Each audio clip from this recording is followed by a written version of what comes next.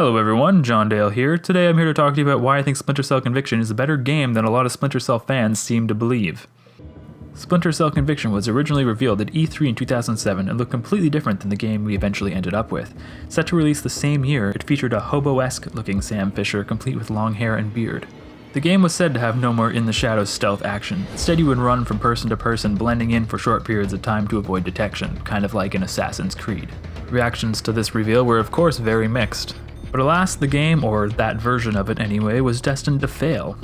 It missed its release date and then was said to be on hold and returning to the drawing board. Although, with the game said to be releasing only a few months after the reveal, I often wonder how far along was the game before it was completely scrapped? And will we ever see that version of the game? When it finally resurfaced 2 years later at E3 in 2009, it was the game that we would eventually all come to know. The game finally released in April 2010 by Ubisoft. The game did well with reviewers and sold well, making it an actual success, but it has since gained a more negative view from long-term Splinter Cell fans, some even stating it as the worst in the series. Though personally I say that's reserved for Splinter Cell Essentials on the PSP, because if you've ever played that game, you know it is a complete pile of crap.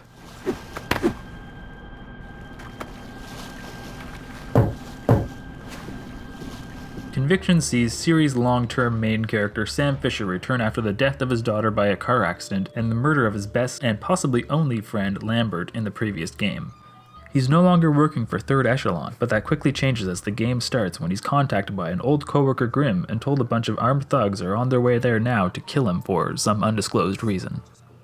Besides that, the plot is not exactly the high point of the game. I actually just played through the game twice and I still barely remember what happened in it. It follows the same formula that a lot of action movies do, where the plot is secondary to all the action that is happening. But what is there is enough to thrust Sam Fisher back into the action to uncover hidden truths and save America once again. Oh man, Jesus.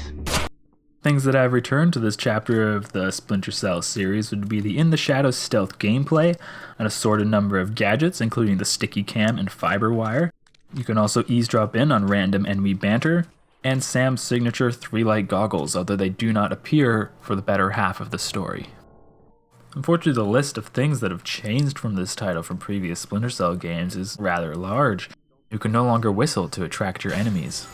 There are no more minigames like hacking and lockpicking. You're also no longer able to save anywhere. They switched to a checkpoint system. As I mentioned, you do not get the goggles till more than halfway through the game. The gameplay itself is more fast-paced and action-oriented instead of the trial and error in the Shadows gameplay. And then the thing that disappointed a lot of Splinter Cell fans was there were no non-lethal options. One of the best parts of all the old Splinter Cell games was the amount of choice that they gave you. You were Sam Fisher, you could go through any way you wanted to. If you wanted to be completely stealth and invisible, you could. Or if you wanted to gun your way through it, the game would be a lot harder, but you could do that as well. Taking that away from players streamlined the game. There was no more choice. You were just going from A to B in every single level. You were left with a complete disconnect from the main character. Instead of being the main character in these situations, you're now watching the character. Now don't get me wrong, there was still choice in the game. For instance, if you entered a room full of enemy NPCs, you could choose how to take them out. You could try and be more stealthy if you like, or you could just outright get into a gunfight. But the fact remains that what once was a slower paced stealth experience was now an action game. The whole game has actually been streamlined for a faster pace. You no longer need to go to the menus to check objectives as they are displayed on the environment.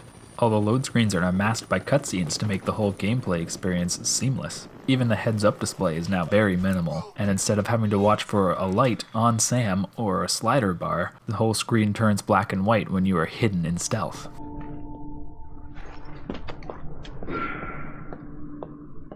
You think this place is haunted? Why are you gonna worry about that now, man? Because I'm hearing things, that's why. And I want to know if you think this place is haunted. No, I swear. And with all these changes, the gameplay actually feels quite smooth as you run from one encounter to another, like in the style of the Batman Arkham games. But that's where things get confusing, as Splinter Cell is mainly known as a stealth game. For myself personally and a lot of fans out there, Chaos Theory is the best one in the series. So it makes me wonder why they would change the formula. Instead of expanding on those techniques they found, they decided to go in a completely different direction. Not being able to passively subdue and take out targets was a big turnoff for myself and other Splinter Cell fans. Gone was the challenge of trying to take everybody alive. It's no surprise that a lot of people started to refer to this game as a Bourne game instead, as it followed the more action-oriented stealth that the Bourne movie franchise was known for. The game definitely has a more cinematic approach like an action movie does, but that can set up for some truly memorable scenes. I'm sorry, we're closing the office early for some routine maintenance. Please try again tomorrow. Thank you. I'm sorry, sir, but I'm afraid the office is closed for the evening. I'm here to see Tom Reed. Mr. Reed is currently unavailable, but if you'd like to make an appointment, Mr. Fisher. I used to work here. Security alert. Main power is offline. Emergency power will be online in 5, 4... And oddly enough, there was actually a Bourne game released in 2008, The Bourne Conspiracy. And it just so happened to be released the year after Splinter Cell Conviction was said to be on hold and brought back to the drawing board. Now there's no doubt that these two games share some similarities, but just how similar these two games are is up for you to decide.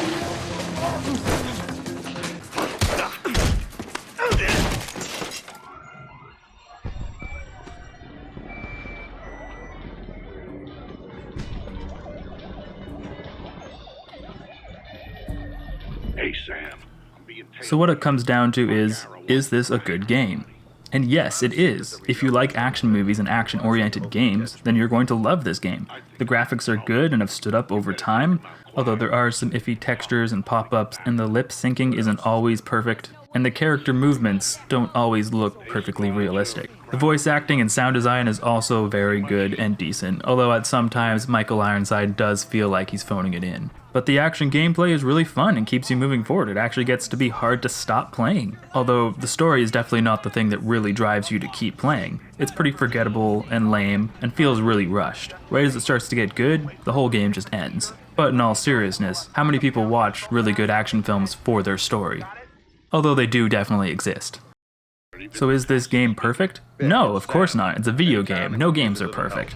Even when abiding by this new formula they have found, now and then the missions throw you into conflict that you just can't hide from.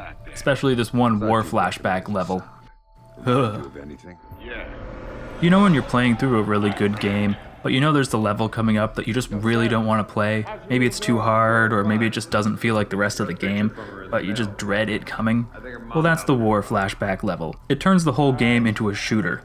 Every time I see this level starting, I just feel dread and really wish I could skip it and move on to the rest of the game. I don't know who thought this level was a good idea, but it just shouldn't be in there. I get that it's part of the narrative, but it really could have just been summed up in a cutscene. Not to mention, the whole level is entirely too easy. You can get through the whole thing by just ducking behind cover and popping over to shoot your enemies. Your gun shoots 3 bullets at a time, and those 3 bullets take out enemies instantly.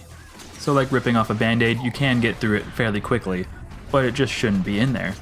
And then the game returns to formula after that. So the big question is this a good Splinter Cell game? And the answer for that would be a no. Minus the familiar characters and companies like Third Echelon, it's just an action game. I do have to say I like the subplot having to do with Sam's daughter, but the whole thing is background noise and just seems to end like the rest of the game does. Everything that Splinter Cell fans have come to know and love is strangely absent or twisted in a different way. It isn't what Splinter Cell fans have come to know and love. But can I recommend this game? Yes, of course I can. It is a good game. But if you play all the old Splinter Cell games and want something that keeps with that formula, then I say skip this title and move on to Blacklist, as it is a bit closer to the older formulas, with some of these newer ideas mixed in. But if you love just straight action games that aren't first-person shooters, then this game is for you. Thanks for watching, and be sure to like and subscribe if you want to see more videos like this. I'm John Dale, and I'll catch you next time.